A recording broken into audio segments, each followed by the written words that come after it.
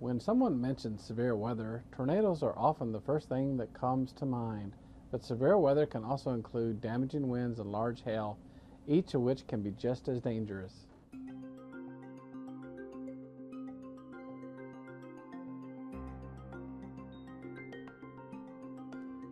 Damage from severe thunderstorm winds account for half of all severe reports in the lower 48 states and are more common than damage from tornadoes.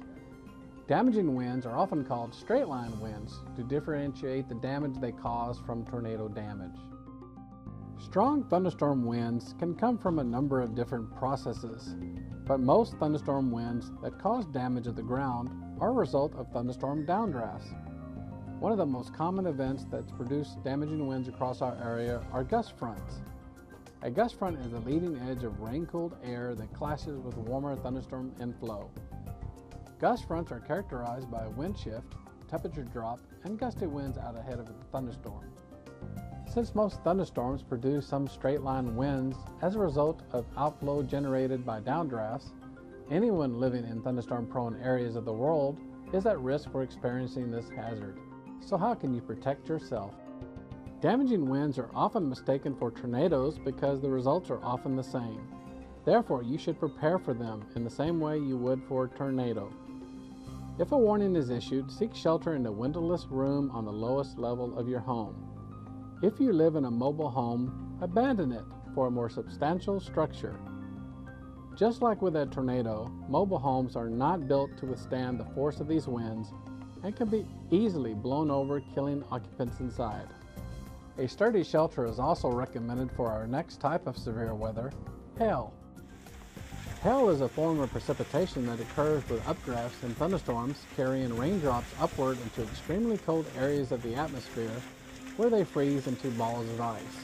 Hail can damage aircraft, homes, and cars and can be deadly to livestock and people caught out in the open. Hailstones grow by colliding with water drops inside a thunderstorm. This water will then freeze on contact with the hailstone, increasing its size.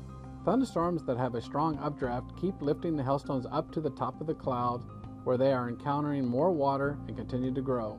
The hail falls when the thunderstorm updrafts can no longer support the weight of the ice or the updraft weakens. The stronger the updraft, the larger the hailstone can grow. Hail size is estimated by comparing it to a known object.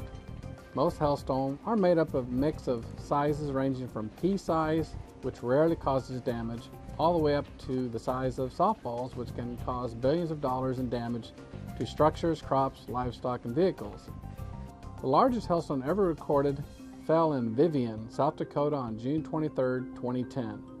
It had a diameter of 8 inches and weighed almost 2 pounds. Whether it's damaging winds or hail, all forms of severe weather are dangerous, and it's important to have a plan ready in advance to deal with each of them. Take time this week to review or create an emergency plan at www.ready.gov so you can be better prepared when the next severe thunderstorm heads your way.